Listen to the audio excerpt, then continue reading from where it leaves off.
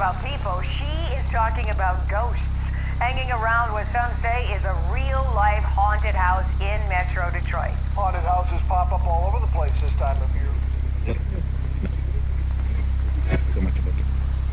A new Wall Street Journal report profiles the many parents who think they can see ghosts, specters, and mysterious movements on their advanced baby monitors.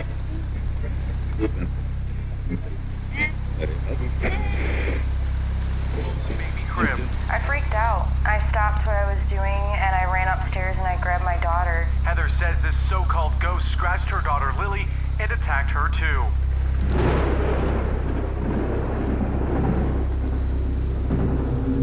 You are tuned in to the Ghost Signal.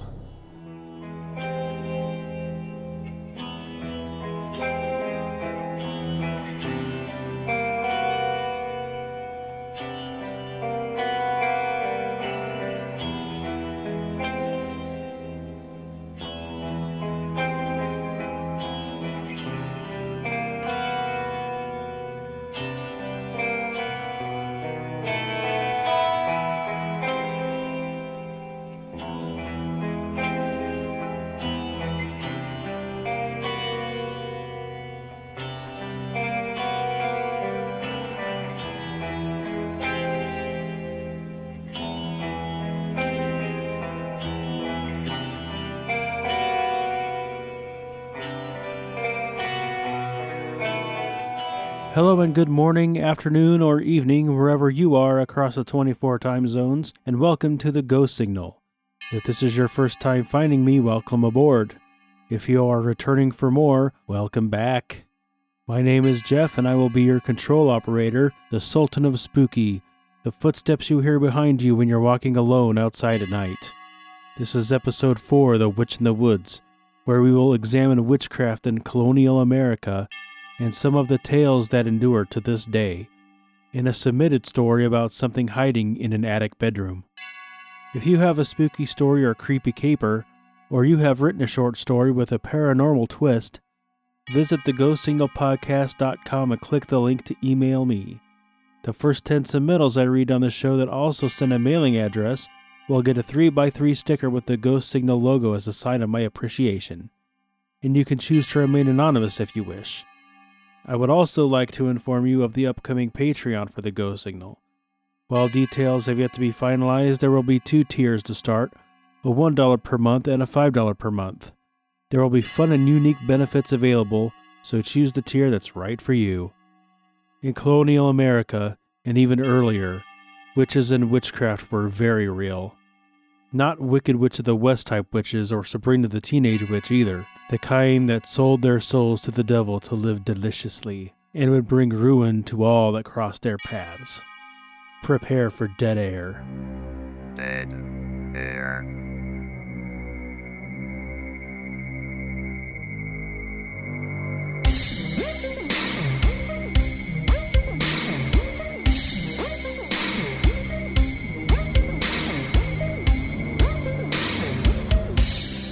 Stories of early colonial America are filled with stories of witchcraft and of those who practiced it, by far the most famous of which are the Salem witch trials and the Bell Witch of Tennessee, but those stories are for another day.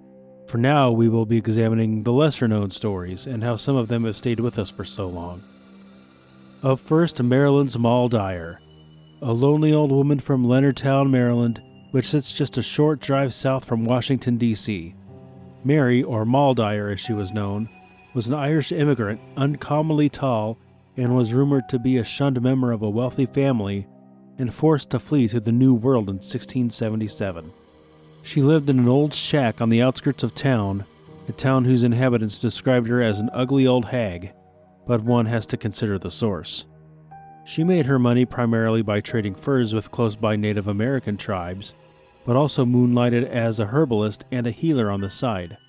Some sources say she would go around Leonardstown and pester folks for money, and if they refused, she would curse them. Again, consider the source. Whether Moll Dyer was an actual witch or not is irrelevant, because in the eyes of the townsfolk, she was absolutely in league with Satan, and they tolerated her presence as long as she remained isolated. The winter of 1697 was a particularly nasty one. Constant sub-zero temperatures for weeks on end, combined with heavier than normal snowfall, froze livestock to the ground where they stood.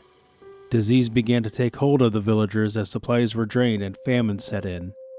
Rather than come together as a community and work with other nearby villages to survive, they decided instead that the weather they were all forced to endure was of a supernatural origin. How could it not be? Not one person in the village could remember a winter so harsh and cruel. They were cursed, and they all knew who brought it down on them. All men and women well enough to go outside marched to the desolate little shack of Moll Dyer, who was also suffering the effects of the brutal winter season, but we won't talk about that. The villagers never even gave her a chance. Upon arrival, they immediately threw their torches at her home. Terrified, she managed to escape through the back door and ran into the woods. She ran and ran until exhaustion took hold, and she collapsed on a rock near a small creek that ran through the area. The people of Leonardstown thought that they were rid of the old witch, but they were wrong. 3 days after her house was destroyed, Moll Dyer's body was found by a boy hunting rabbits in the woods. He found her lifeless frozen body kneeling on a rock, one hand on the rock to support her weight, with the other one reaching for the sky as if asking for divine intervention, or maybe aiming one last curse at Leonardstown. Her face was supposedly twisted in a grimace that would give anyone nightmares. It's interesting to note that the village of Leonardstown petitioned Maryland Governor Blackston to get his ideas on what they should do about their witchy problem. His response was, quote, "There's nothing I can do, but maybe there's a way to solve the problem yourselves," which spelled absolute doom for poor Moll Dyer. Winter finally gave way to spring. As the ground thawed, she was finally buried in an unmarked grave where the old Willow's Tavern on present-day Point Lookout Road used to be. Nothing would grow in the area where her body was found. Thunderstorms were said to have ravaged the countryside non-stop. Something even tainted the creek water Leonardstown depended on, but no one could pinpoint the source. Some say that on the coldest nights of the year, her spirit can be seen running through the woods, desperately trying to find shelter and warmth. Others say Moll Dyer takes the form of a white dog and causes car accidents on the road that bears her name, Moll Dyer's Run. There's even rumors of present-day residents having encountered the witch in the woods. A writer for a DC newspaper visited Leonardstown in the 1970s to run a story about Moll Dyer for a Halloween fluff article, and when residents showed him the rock she died on, he couldn't believe his eyes. It still bore her handprint imprinted deep into its surface. He successfully lobbied for the rock to be moved to the city proper, specifically in front of the old jail, as a reminder of blind persecution of those who don't deserve it. Through the years, the weather has eroded the handprint, and it is now barely visible. In early 2021, the rock was once again moved, this time to the grounds of Tudor Hall, where the Historical Society makes its headquarters. If you like horror movies, and elements of this story seem familiar to you, that's because this story served as the main inspiration behind the legend of the Blair Witch. Myrick and Sanchez, the creators of the Blair Witch Project, were students at the University of Central Florida in 1993, when one night they were watching a documentary about supernatural phenomena and realized that it was scarier than any horror movie they'd ever seen. Like the movie or not, it became hugely successful. It only had a budget of $300,000, but brought in over $248 million during its run at the box office in 1999. In 1740, it became illegal in the colonies to convict a person of witchcraft. But that doesn't mean that it wasn't practiced in the more non-secular communities, like the Amish living in the countryside village of Carlisle, Pennsylvania, in 1795. The story goes that in October of that year, a member of the community named Ambel Wedge went to the pond near her house to bring back water, but it had already frozen over. She muttered a little curse under her breath as she had to now break through the ice with her bucket.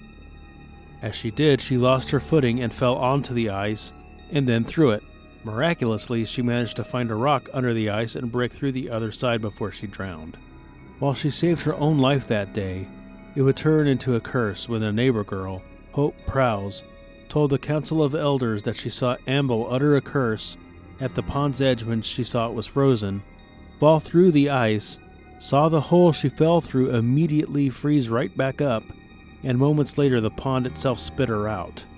She swore all this on the community Bible, and Ambil Wedge, whose only crime was surviving, was labeled as a witch. According to their traditions, witches could not drown, as water is the element of baptisms. Even though she had a newborn baby at home, she was shunned, and forced to leave him and her husband to live with her aunt and uncle some distance away. While Hanson Wedge, Ambil's husband, was forced to figure out a way to take care of the baby with nobody to nurse him, she never made it to her family's house. Instead, she apparently found an old wolverine den and turned it into a hovel so she could remain close to her husband and child without getting caught.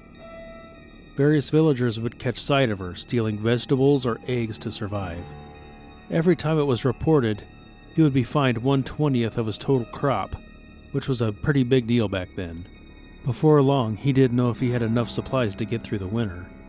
Eventually, in January of 1796, she had gone completely mad, and with Hanson, the baby Josiah, and his friends Jeremiah and Ida Ann Clotter inside the home seeking shelter, set the house on fire after throwing rocks and banging on the walls all night. Jeremiah and Hanson went to the pond with 2 buckets to retrieve water to put out the flames.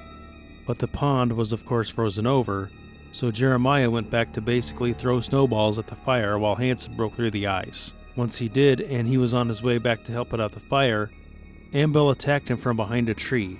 Hanson instinctively fought back, swinging the bucket and catching her in the temple with it. With her stunned, he took the other bucket and splashed her with it, knowing it was basically a death sentence that winter.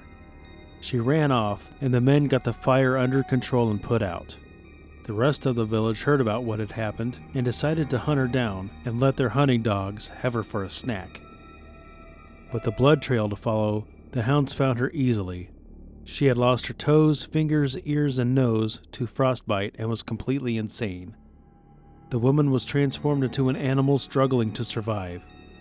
Hanson decided that she was still his wife and would ease her death by gunshot rather than see her getting eaten alive. What a horrible choice to have to make. So he and Jeremiah followed the hunting party that was hot on Ambil's trail as she led them along a creek towards the pond, but they had to do so stealthily so as not to get detained. Eventually, she tried to cross the pond, but could not keep her footing. When she slipped and fell onto the ice, the hunters let loose their dogs to finish her off. As they got closer, Hanson planted his feet and took aim, ready to end his poor wife's misery. But the ice gave way under her again, taking her and one of the dogs with her. This time, she didn't resurface. With the danger gone, Jeremiah and Hanson stepped out of the shadows to confront the head town elder, Abel Gantry. "Well, it seems your witch wife will trouble us no longer," he said with a smile. Hanson's face twisted up. "You still consider she was a witch, then?" Gantry chuckled. "Why, of course, my dear boy, don't you? After all the mischief she's caused you?" Hanson looked Abel Gantry in the eyes and said, "By your own admission, witches can't drown." Jeremiah and Hanson walked away with silence at their backs. This story, while tragic in its own right, served to inspire another part of the legend of the Blair Witch, which is part of the reason the story on the website felt so authentic in 1999.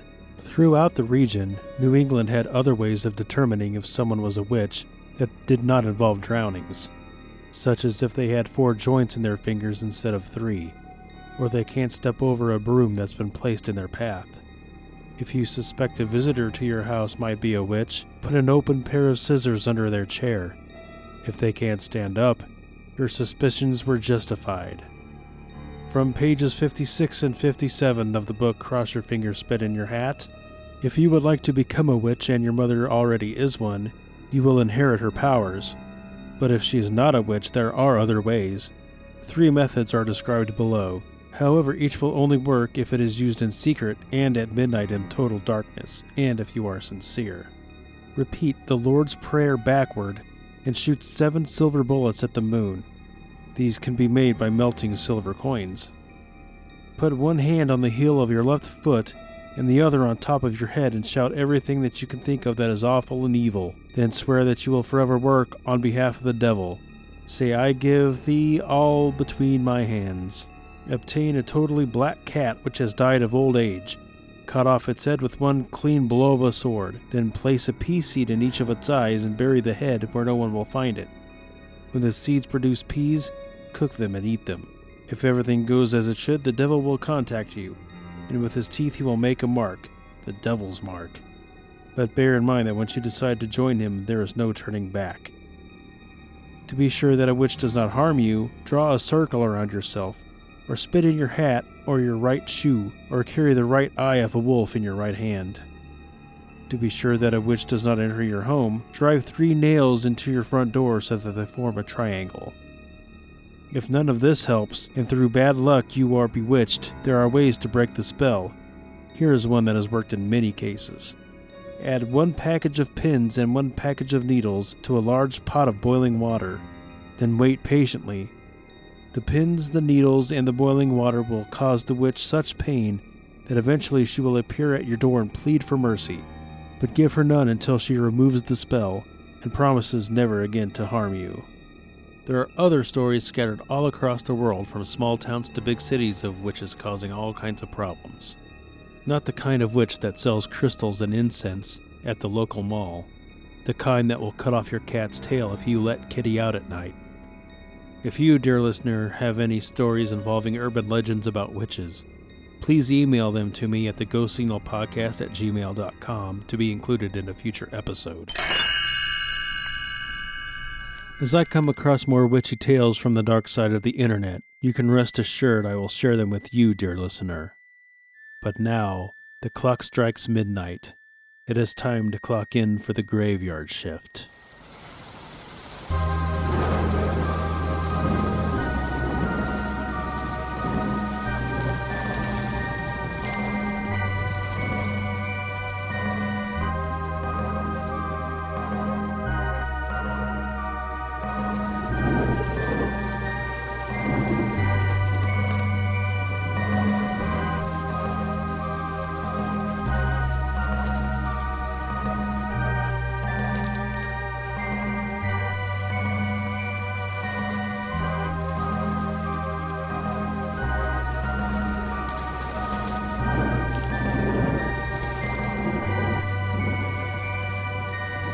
This unsettling little tale comes to us from Arthur Unk of the Grey Room's Discord channel.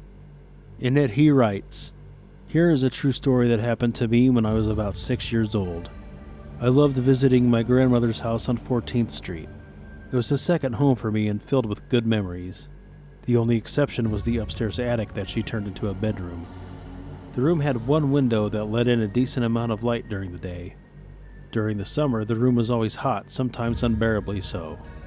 I was in the bedroom with one of my cousins playing a board game when we heard a single thump coming from a nearby wall. We both looked at each other and silently asked with our eyes, 'Did you hear that?' Thump. We both jumped up and knocked the board game to the floor. The hairs on my arm stood up, my stomach turned. My mouth ran dry and all I could taste was dust. The noise came from a part of the wall that we had never noticed before. The paneling color was slightly off, and a part of it swung open on hidden hinges. A dark storm cloud passed overhead, and the light in the room went away. If you ask me or my cousin, both of us will tell you the same thing. We heard slow, heavy breathing. We felt the cold breath wash out of the open part of the wall and crawl along our flesh. That wasn't the scariest part, though. It was the eyes. A pair of silver eyes stared at us from the darkness. The eyes were all either one of us ever saw of the beast. A loud clap of thunder shook the whole house, and the heaviest rain I've ever experienced poured from the sky. My cousin beat me to the door leading down to the safety of the main house. I could feel the breath and the presence of the beast following me down the stairs. I never looked back, but heard the house creak under the pressure of this thing entering our world. The door slammed behind me. I crashed into my cousin and we tumbled in a heap down the stairs. I gashed my head from falling down the stairs and was rewarded with a few stitches. My cousin went to the ER with me and ended up with a fractured arm. It took over a month before either of us would go back upstairs to the bedroom, and I was never brave enough to return alone. We never saw the beast nor felt its presence ever again, but we didn't go looking either. Dear Mr. Unk, you are either crazy or insanely brave to have ever set foot in that room again at all. No, thank you. And that, dear listeners, is episode 4. If you've made it all the way to the end, I hope you had fun listening. Please email me at theghostsignalpodcast@gmail.com if you would like to share your spookiness with the rest of the world. And don't forget to visit the Ghost Signal podcast for all the latest updates and the launch of the Ghost Signal Patreon. The Ghost Signal is executively produced by Jason Wilson, custom sound beds by J.M. Scherf, video editing wizardry by Hale, creative direction by Cassie, and Patreon mastery by Brooks Bigley. And my name is Jeff, your friendly control operator and your ghost host with the most. The next time the Ghost Signal haunts the airwaves, we travel to Kansas to experience the godmother of all ghost stories, the tale of the Sally House, and 3 a.m.'s investigation there last fall. So until then, dear listeners, ending transmission. Reach me at theghostsignalpodcast@gmail.com. This has been a Grey Rooms production. Copyright 2021 and 2022. The ghost signal is lost. Transmission terminated.